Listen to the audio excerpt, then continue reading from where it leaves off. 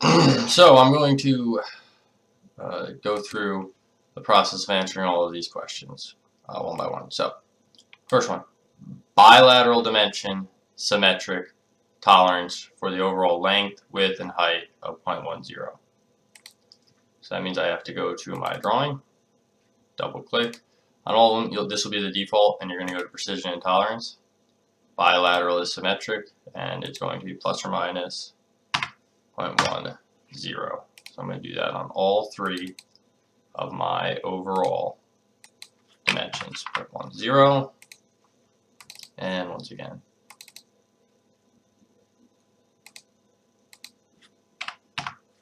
0.10. Alright, the next one, if we go back, stack limit dimensions. So that's what we're doing. To locate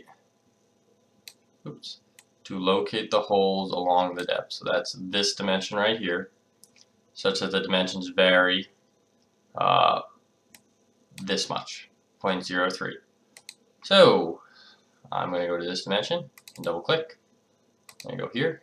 It's looking for stacked dimensions, and we have to add 0.03, and then we have to subtract 0.03. That looks good. Going back here, see, to better control hole locations, use datum dimensioning. Okay, note the datum location shown. So this is where it wants the datum. So we're going to go back. Now, when we put the datum dimension in, the baseline, this is going to be too big. So what we have to do is we have to double click and change the scale to half scale. Okay. Now, this is going to require, for different people, different things. I need just a few adjustments here. Actually, I'm going to move the whole thing up. This I'm going to drop way down. This is fine. This is going to have to get dropped down. So I'm just going to scoot this out a little. And then these dimensions here all have to go away, the continuous. Okay, and then I can scoot this back over better. Can I center it? No, it's not letting me center it. That's fine. So I have to add my baseline dimensions.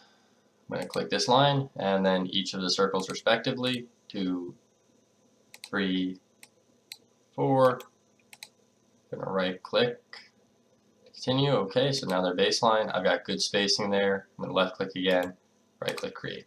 Alright, so let's see what's next. Create a unilateral, and it says right there, this is what you need for inventor, deviation. So that's a unilateral tolerance of plus 0.003 inches on the counterbore diameter on the 2.5 inch hole. So 2.5 inch diameter hole wants the tolerance on the counterbore. Change the precision of the counterbore diameter to show 3 digits. Okay, so we're going to go here. Here's the counterbore. We're going to go to precision. Going to go out. We're going to change this based on the counterbore. So it wants a deviation of plus 0.003. So that's upper. We need the precision here. And then on this one, it wants us to increase the precision up a little bit. That shouldn't change it, but we'll do it anyway. And we're going to click OK. Click OK again. And that does change it a little bit because it was rounding. We're just going to move these up to make sure I'm not intersecting down here. So there we go. That is our unilateral dimension. The next one we do is the bilateral. So under the bilateral here, we're going to add a tolerance of 0.002 on the half-inch diameter countersunk hole. So this is on the countersunk hole. Not on the actual hole itself, but on the countersink hole. So that's right here. So we're going to go to the precision and tolerances. Once again, we're looking for the countersink diameter. It wants us to add a symmetric, and we've got to increase the tolerance. This is obviously larger, so we increase tolerance. We say OK. We see if it's going to be running off the page. It is not. Then we're going to add the chart. Now, you got kind of two ways to add the chart. One way would be to try to go here and copy and paste everything and just go to text and say I want to paste this in here and kind of try to do it this way,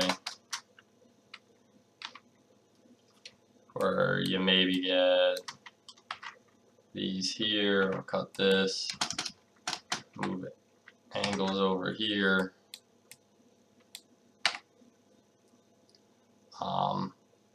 and then on top of it you would write something like you know,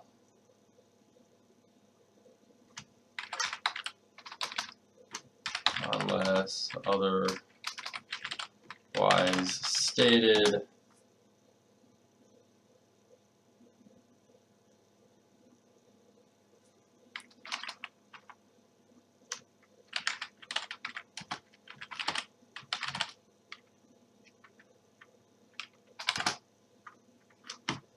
something like that.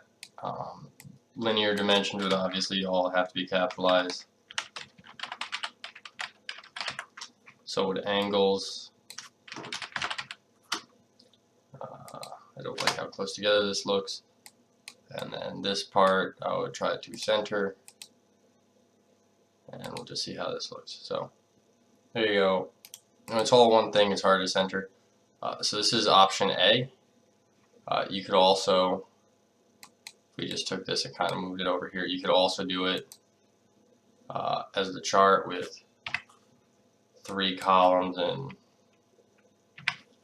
3 rows. Drop that in there. And do this format column, you know.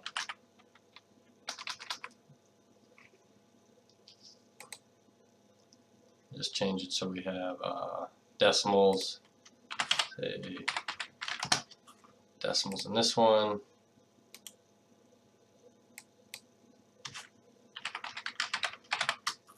Dimensions in this one. I'm just going to change that to make sure it fits. Dimension in this one. And angle in this one. And we could then, you know, go in and copy and paste, hopefully. Copy, paste. And we wouldn't need the equal signs, obviously.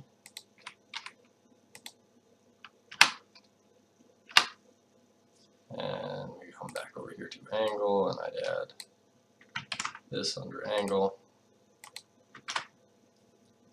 Click apply, OK. Right click, edit table style. Ooh. Make the title say general dimensions, or general tolerances, sorry. Don't know where my head's at. Right, general tolerance. And then, you know, you could reuse this above here.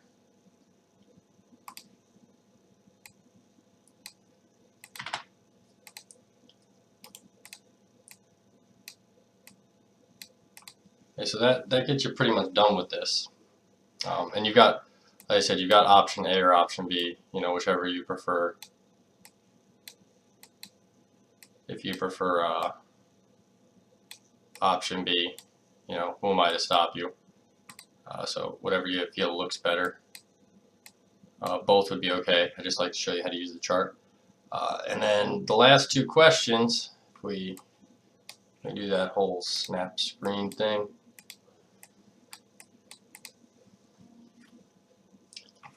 I'm in a phone call, so you're on your own for the last two questions. Good luck.